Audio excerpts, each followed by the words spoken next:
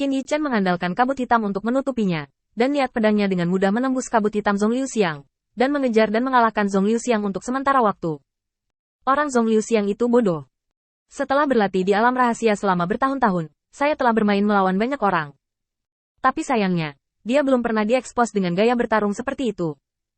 Dia tidak bersaing dengannya dalam kabut hitam sama sekali, mengandalkan kabut hitam aneh untuk langsung membunuh mereka di depan mereka. Ini bukan lagi metode bertarung yang bisa dilakukan orang. Zhong Liuxiang buru-buru mundur, mendesak kabut hitam untuk berduyun-duyun ke Qin Yichen satu demi satu, mencoba menjebaknya dalam kabut hitam. Tapi Qin Yichen seperti dewa perang. Tidak peduli berapa banyak kabut hitam yang ada di sisinya, dia menatap posisi Zhong Liuxiang sepanjang jalan dan membanting. Zhong Liuxiang merasakan niat pedang Ling Lai melintas di depannya beberapa kali. Namun, dia tidak tahu itu adalah niat pedang, dan mengira itu adalah kabut hitam yang baru diteliti oleh Qin Yichen, yang secara khusus digunakan untuk menghadapi mereka. Berarti, meninggalkan dua kata ini dengan kejam, Zhong Liuxiang melompat ke langit. Menatap Qin Yichen, yang bergegas keluar dari kabut hitam, wajahnya sedikit bermartabat. Anda, siapa yang mengajarimu? Aku tidak mengajarimu ini saat itu. 3 teguran berturut-turut membuat para penonton bingung. Sepertinya keduanya bertemu lebih awal dari yang mereka harapkan, dan jauh lebih awal. Qin Yichen menatap langit, tersenyum, dan menancapkan bilahnya yang tersembunyi di kabut hitam di tanah. Berkat pengepungan dan penindasan Ares, dewa perang ini, aku mendapat beberapa wawasan. Kalimat Qin Yichen benar. Melalui metode ofensif Warcraft, dia menyimpulkan bagaimana menghadapi kabut hitam lagi dan lagi. Ini semua adalah pengalaman yang ditukar monster untuk hidup mereka, dan esensinya telah dipelajari oleh Qin Yichen, orang yang mengintip. Kabut hitam tampaknya kuat, dan hampir tak terkalahkan di dalam kabut hitam. Lagi pula, Anda dapat menyerang kapan saja, di mana saja. Tapi mereka juga punya kelemahan. Dilihat dari visi Qin Yichen saat ini, kabut hitam ini tidak lain adalah energi spiritual khusus. Padatkan dan lepaskan energi spiritual di Laut Qi dan Tian. Ada keuntungan untuk melakukannya, tetapi pada saat yang sama juga membawa kerugian besar. Itu adalah kecepatan penjadwalan kabut hitam dibandingkan dengan desakan langsung. Beberapa orang dapat melakukannya jika mereka ingin membuat kabut hitam mencapai titik lengan dan jari. Tetapi Zhong Liuxiang tidak memenuhi syarat. Berdasarkan pemahaman Qin Yichen saat ini tentang kabut hitam, jika dia ingin mengendalikan kabut hitam seperti lengan dan jari, dia setidaknya harus setara dengan Tuhan. Karena meskipun orang-orang di dunia ini memiliki iman, mereka telah mengasah jiwa mereka secara kasat mata. Tetapi mereka memiliki dasar, yang berarti bahwa tidak akan ada pelatihan-latihan khusus. Inilah yang dimanfaatkan Qin Yichen. Di tubuh Zhong Liuxiang, Qin Yichen melihat lambatnya gerakan Heiwu. Memang hanya sesaat, tapi itu sudah cukup. Dibandingkan dengan kecepatan penuh kekuatan Qin Yichen, kabut hitam memang lebih lambat. Ditambah dengan niat pedang yang diimpikan oleh banyak orang di 3000 Dao Court, itu seperti bambu yang patah.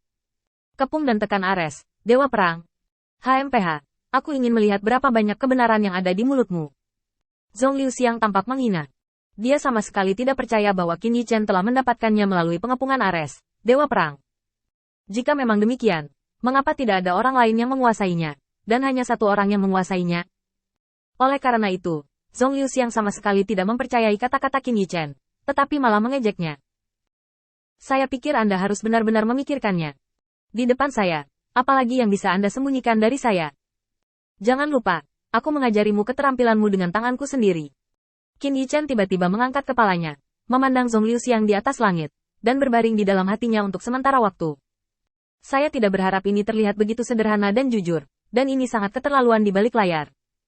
Hanya saja dia memiliki hubungan dengan orang-orang abadi lama dari keluarga Zhongtian. Qin Yichen dapat memahami bahwa, bagaimanapun, itu demi kekuatan. Namun, selain itu, sebenarnya ada hubungan dengan keluarga Lan Yu. Ini mulai menjadi konyol. Mungkin ini seperti saya, mata-mata multifaceted. Atau, apakah Zhong Liuxiang ini benar-benar memiliki hubungan yang tak terlukiskan dengan si? Tetapi bahkan jika itu tak terkatakan, mengapa kamu membawa ini di depan begitu banyak orang hari ini? Qin Yichen melihat pemandangan di depannya dengan ringan, dan setelah berpikir sejenak, dia masih menggelengkan kepalanya. Orang ini benar-benar mampu menyebabkan masalah bagi dirinya sendiri. Pedang yang membuatnya sekarang bukanlah potongan, dan itu bukan potongan. Tak berdaya mengusap dahinya. Saya pernah mencambuk kuda yang terkenal karena mabuk, karena takut menjadi kecantikan yang bersemangat dan lelah. Qin Yichen mengatakan sepatah kata pun dengan santai, tetapi hanya menghela nafas pada hutang romantis yang diprovokasi. Tanpa diduga, ketika Zhong Liuxiang mengucapkan kalimat ini, dia panik dan matanya berkeliaran untuk sementara waktu. Qin Yichen sedang memadatkan niat pedangnya, dan ketika dia hendak menyerang, transmisi suara Zhong Liuxiang tiba-tiba datang dari telinganya. Jarang kamu masih ingat kalimat ini. Semoga kamu tidak melupakan apa yang kamu janjikan. Saya. Qin Yichen tidak bisa berkata apa-apa sampai ekstrim. Apa masalahnya? Hanya sebuah kata Anda sendiri. Apakah itu benar-benar membangkitkan ingatan mereka? Apa yang sedang terjadi di dunia ini? Qin Yichen menghirup udara dingin, dan tanda peringatan muncul di hatinya. Karena menurutnya, kali ini dia mendobrak gua tempat sekte pembunuh dewa bersembunyi, dan krisis terbesar muncul. Zhong Liuxiang menatap langit. Mata Qin Yichen sedikit kosong, dan dia sedang memikirkan langkah pasti membunuh. Di telinganya, transmisi suara berkelanjutan Zhong Liuxiang. Kali ini kamu kembali ke alam rahasia dan tidak kembali menemuiku untuk pertama kalinya. Aku sudah curiga. Berapa banyak kesempatan yang kamu dapatkan di luar kali ini? Sangat bagus bahwa kamu baik-baik saja. Mendengarkan kata-kata Zhong Liuxiang, Qin Yichen harus menghela nafas dalam hatinya. Begitu seorang wanita emosional, intuisinya cukup akurat. Belum lagi, Zhong Liuxiang melihat hampir semua rencananya. Orang ini tidak boleh tinggal. Tepat ketika gerakan pedang akan diluncurkan, siap meledak kapan saja, dan memenggal Zhong Liuxiang, Qin Yichen tiba-tiba teringat sesuatu. Salah. Jika aku membunuhnya, bukankah masalah ini akan terlalu terbuka? Tidak, aku tidak bisa melakukannya. Aku harus mengubah seseorang. Qin Yichen khawatir, di mana dia dapat menemukan seseorang di sekitarnya yang sepenuhnya dapat dipercaya dan siapa yang dapat membunuh level utusan. Siming adalah pria yang kesepian di permukaan, dan mungkin ada banyak orang dalam kontak rahasia. Tetapi Qin Yichen tidak dapat menghubungi satupun. Karena itu, Qin Yichen sangat terdiam sekarang. Perlahan menarik gerakan pedang, Qin Yichen menatap Zhong Liuxiang yang ada di langit. Aku punya proposal. Aku berniat mendedikasikan benda ini untuk Tuan Kecil. Mari kita semua mundur selangkah. Aku berhutang budi padamu, dan aku akan segera membayarmu kembali.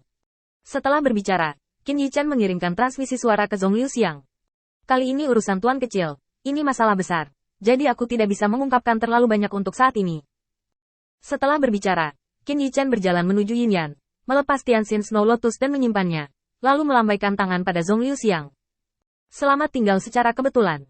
Di balik wajah tersenyum yang tampak hangat dan ramah adalah niat membunuh Qin Yichen yang tidak berkurang.